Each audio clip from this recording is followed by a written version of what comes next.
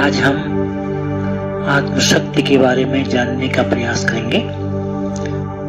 देखिए, हमारे शरीर में एक ऐसी चीज होती है जो पंच तत्वों से बने इस शरीर को चलाती है, जिसे हम आत्मा कहते हैं। यानी परमात्मा ने इस शरीर को चलाने के लिए आत्मा को नियुक्त किया है। जिस प्रकार मोटर गाड़ियों को चलाने के लिए इंजन होता है, उसी प्रकार इस शरीर को चलाने के लिए आत्मा होती है।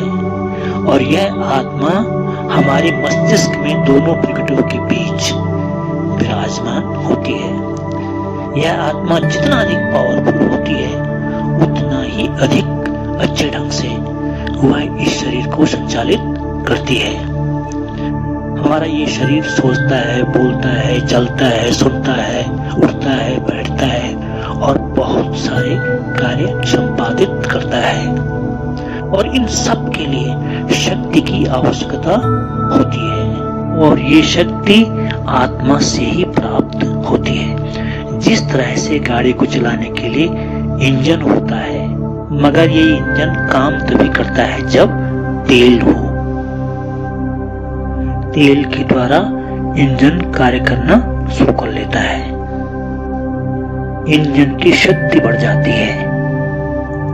ठीक उसी प्रकार हमारी आत्मा के लिए भी शक्ति की आवश्यकता होती है, और यह शक्ति ध्यान मेडिटेशन से प्राप्त होती है।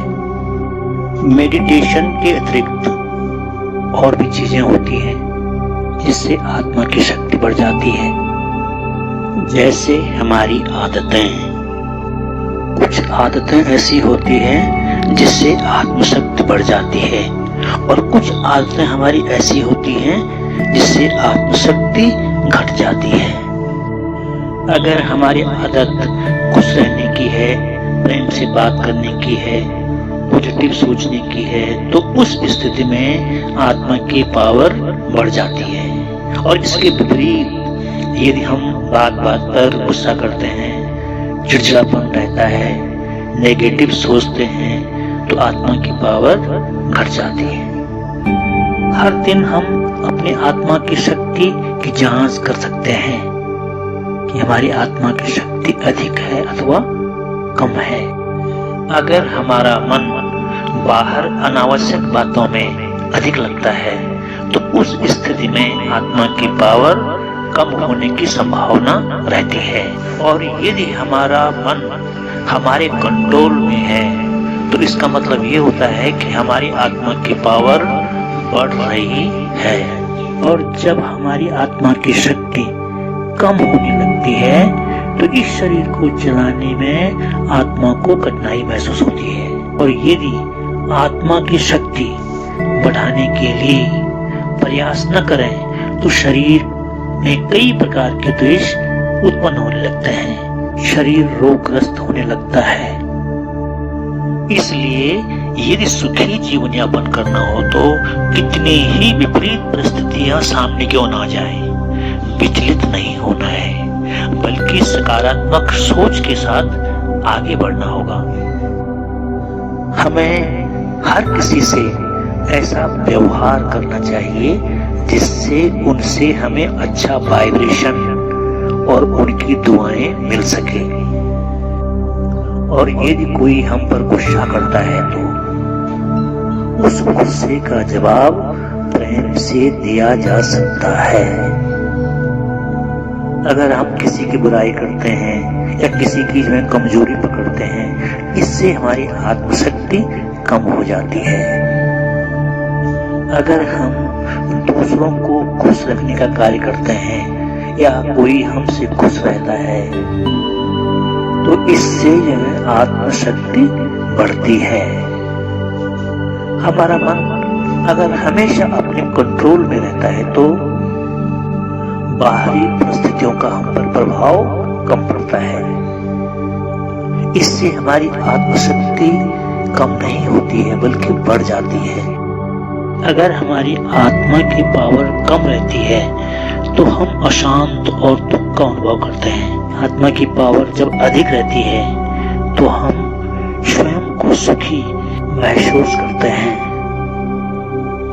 क्योंकि कर्मों के आधार पर हर आत्मा के संस्कार अलग अलग होते हैं, इसलिए हमें दूसरों की स्थिति को देखकर दुखी नहीं होना है, क्योंकि इसका प्रभाव हमारी आत्मा पर पड़ता है। हमें हर दिन सबसे पहले दिन की शुरुआत करने से पहले अपने आत्मा की बैटरी को चार्ज करना होता है। जिस प्रकार हम मोबाइल को चार्ज करते हैं, ठीक उसी प्रकार आत्मा की बैटरी को भी चार्ज करना होता है। इसके लिए मेडिटेशन की आवश्यकता होती है।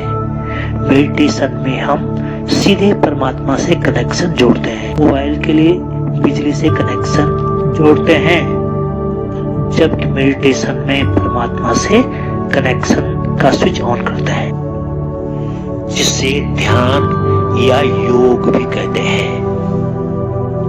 इससे आत्मा की पावर बढ़ जाती है, और जब भी हमें महसूस होता है कि आत्मा की पावर कम होने लग गई है, तो तुरंत स्विच ऑन करके परमात्मा से कनेक्शन जोड़ लेते हैं। इस शरीर को बनाए रखने के लिए हम पौष्टिक आहार लेते हैं। ठीक उसी प्रकार आत्मा की शक्ति को बढ़ाने के लिए हम मेडिटेशन करते हैं। इसलिए सबसे पहले हमें इस बात को ध्यान में रखना होगा कि सुखी जीवन यापन के लिए पावरफुल आत्मा की आवश्यकता होती है,